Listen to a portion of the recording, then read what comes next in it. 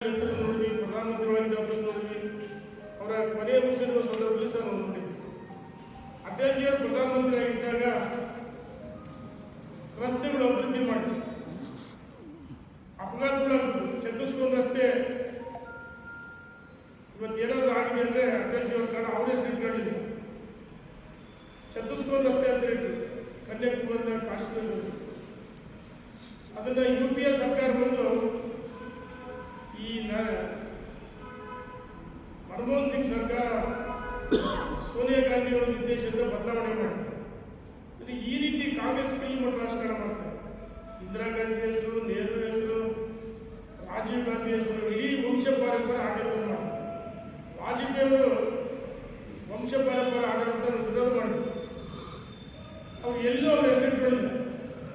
ನಮ್ಮ ಹಳ್ಳಿ ರೈತರು ಬೆಳೆದ ಬೆಳೆಗಳನ್ನು ಸಾಧಿಸಲಿಕ್ಕೆ ಪ್ರಧಾನಮಂತ್ರಿ ಸಡಕ್ ಗ್ರಾಮೀಣಾಭಿವೃದ್ಧಿ ಸಡಕ್ ರಸ್ತೆಯಲ್ಲಿ ಜಾರಿ ತಂದರು.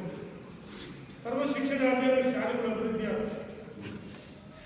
ಮತ್ತು ಕಾರ್ಗಿಲ್ ಯುದ್ಧ ಭೂಮಿಗೆ ಹೋಗಿ ಯೋಧರಿಗೆ ಬೆನ್ನು ತಟ್ಟಿ ನಿಮ್ಮ ಜೊತೆಗಿದ್ದೇವೆ ಅಂತ ಸಂದೇಶವನ್ನು ಕೊಟ್ಟರು. ಕಾರ್ಗಿಲ್ ವಿಜಯೋತ್ಸವ ಆಚರಿಸ್ತೀವಿ ಅಂದರೆ ಅದಕ್ಕೆ ಅಟಲ್ಜಿಯವರ ಒಂದು ಪ್ರೇರಣೆ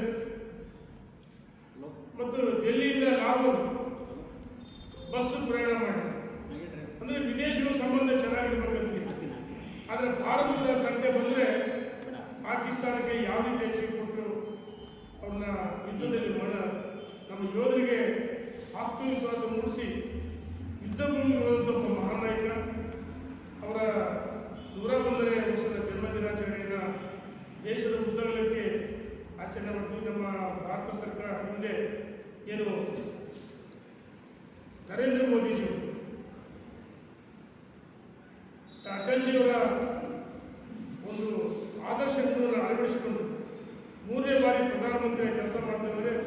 ಅದಕ್ಕೆ ಅಟಲ್ಜಿಯವರ ಆದರ್ಶ ಅವರು ಇವತ್ತು ನಾವು ದಿವಂಗತ ಅಂತ ಹೇಳಕ್ಕೆ ಇಚ್ಛೆ ಪಡೋದು. ಯಾಕಂದರೆ ಅವರ ಆದರ್ಶ, ಅವರು ಬಿಟ್ಟುವಂಥ ಆದರ್ಶಗಳು ಇವತ್ತು ನಮಗೆಲ್ಲರೂ ಮಾದರಿಯಾಗಿದೆ. ಅವರ ಅಭಿವೃದ್ಧಿ ಸಾಕಷ್ಟು ನಮಗೆ ಮಾದರಿಯಾಗಿದೆ ಅಂತ ಮಹಾನ್ ನಾಯಕರ ಜನ್ಮದಿನಾಚರಣೆ ಆಚರಣೆ ಮಾಡಿದ್ದೀವಿ.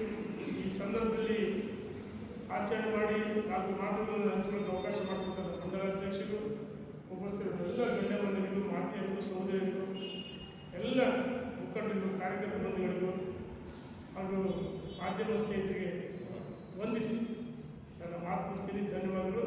ಭಾರತ್